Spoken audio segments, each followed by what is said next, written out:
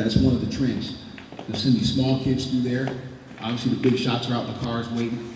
Because the little guy gets popped, juvenile hall, he gets slapped on the hand. Nothing much is going to happen to him, right? And he's small enough to get through that window. And most people leave that bathroom window open because, you know, you take a shower, there's water, steam, you want it to air out. Lock it up. In addition to all that, Steve pretty much showed you how to fortify the house there, tool time Steve there. So definitely take all those kind of things into consideration when you do that. Is there any questions about gangs here? Anybody have any questions about gangsters? Tagging. What's that? We have a lot of tagging. Yeah, tagging. Yeah, tagging. It is. That's a quality of life type crime. Again, you have the taggers. Those are the guys that scribble everything up and show on the freeway. They're not gangsters. They're more of a nuisance, pain in the butt. I like to put them over my knee personally myself and spank them. But I might go to jail and get in trouble for that. Chief, you didn't hear that. But yeah, that's tagging. That's a little bit different than our gangsters. Our gangsters have the big block letters. They have the acronyms. They want you to know who they are. They walk with the attitude. They're the ones that are more confrontational.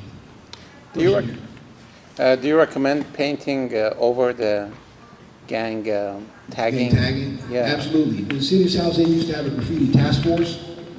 Again, due to budget cuts, I'm not sure the status of the graffiti task force, but okay, well, our chief is going to answer about the graffiti task force. Chief, no. Yeah, because of our staffing issues, we currently do not have officers assigned to the graffiti detail because we have to redeploy officers back to patrol. But if you see graffiti, you can still go into the city website, especially after you take those photos, and upload information on the city website, and somebody will take a look at it. Now, I just want to follow up on the gang issues that Officer Jackson talked about. You know, I think it's important to know that the city and the police department, we place a high emphasis on gang enforcement. Not only the enforcement aspect of it, but the prevention aspect of it, the intervention aspect of it, and it is a priority for our police department in the city. That's why we have the Mayor's Gang Prevention Task Force. It's a model, it's a nationwide model for what we do here in the city. And the trend for gangs for the city of San Jose for the last several years, we've seen a reduction in gang activities. But what we're seeing also is that even though there's a reduction, the level of violence is a little more intense than the past. We're seeing more gang violence. We're seeing younger kids be involved in gangs. We're seeing more girls. Most of the gangs in the city of San Jose are Hispanic gangs, but we also have African American gangs, Asian gangs. And so the things that you can do to help us with our gang reduction effort is if you know somebody that is involved in a gang, you know, go to the city website, the Mayor's Gang Prevention Task Force, and there are resources there that you can direct this person to, or you can simply call the police department and ask us, because we know where the resources are, whether it's prevention, intervention, or if we have to go out and arrest somebody. It is a priority for us. I know that it's a lot of information, and it looks grim that we have all these gangsters, you know, in the city of San Jose and all that stuff, but as a whole, you know, there is a reduction in what we're seeing. It's just the level of intensity is a lot higher, and that is something that we're focusing on, but it's not only through arresting these people, it's with the prevention programs, it's the intervention programs that we have with the city also. So, Mayor's Gang Prevention Task Force, and Jose, you're part of it, and so if you want to add something else to that. Sam? No. I was gonna actually cover into that. You actually took part of it, but that is okay. I was gonna get into Mayor's Gang Task Force, things like that. It was one of the things I was gonna allude to. Also, if you want to look at prevention type stuff, since we're talking about it, the schools have a lot of stuff as well. Tattoo removal services, things like that for people that want to get out of gang. Yes, there is help for those people. Again, I was there. It's going to hit to, but since it's been covered, that's okay. But there are issues. Things are on the rise. Question there in the back. Good questions. Okay. Well, what it means, a teardrop, if it's not filled in, and this comes from the gangsters, means they've done time in jail. Okay? If that teardrop is blackened in, they're a killer. So, But you know, but it doesn't always mean that, because you always get some guys that want to be tough, okay? That might not have been in the gang, they want to maybe be tough and put teardrops on themselves. That could happen, but that's, in theory, that's what it was supposed to mean. Question? With all the national debates and stuff, do you recommend all homeowners to have guns at home, or why? That is, well, it's your constitutional right. I'm not going to make a recommendation on that. We are the police. We still will respond to that. If you're confronted with that, please let us deal with it. We're the ones that are trained. Question, they couldn't hear the question. Question? Oh, you couldn't hear this question. I just asked about the guns. Does he recommend us having guns with, at home? And you heard my response. I'm never going to recommend that you guys get guns and take them into your own hand.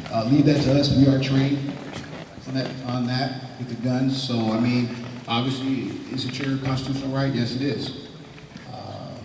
But, you know, if confronted, just keep in mind, if you're not trained and you lose that gun in a battle, it gets taken away, you might have other issues. One more question. This is a big question you probably can't cover, but there's no way to get the guns away from the gangsters, is there? Not too successfully, I would think.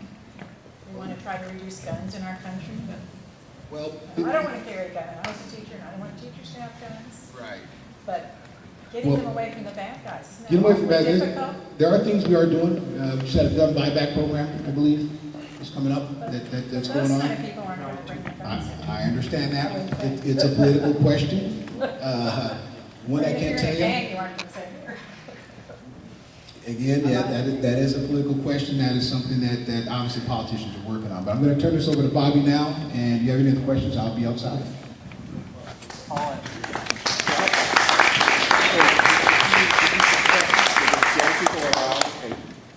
If you confront them, will you be prone to retaliation?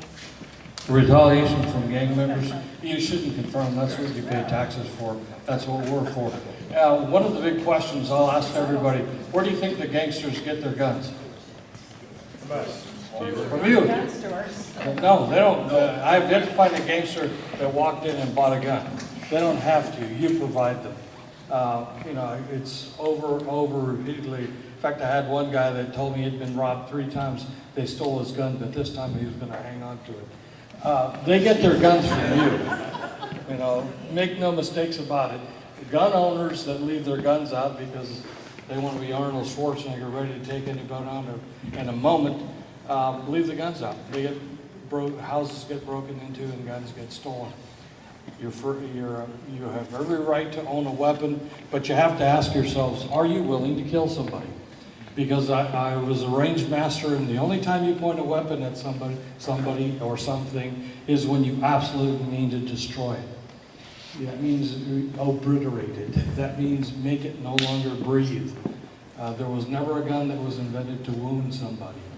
When we shoot to stop. And, you know, politically, that's the answer. We shoot to kill. I want to stop his heart because there's only one reason for me to shoot somebody, and that's because he's trying to hurt me and or somebody else. So the question is, you know, are you going to have a safe that's going to be, you know, protect your weapon? You know, are you going to be able to get to it in time?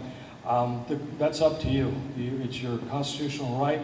But if somebody's breaking into your house through the front door, run out the back. You pay a lot of good taxes to have me come and do that. Of course, I'm not going to come that fast anymore, but we will come. And it's the idea is to make yourself safe, not to protect your property, because your property means nothing. There is nothing that you own that is worth more than you. And you don't own your kids. You borrow them, believe me, they own you. But you do want to run away from any threat because you're incapable at this moment to tell me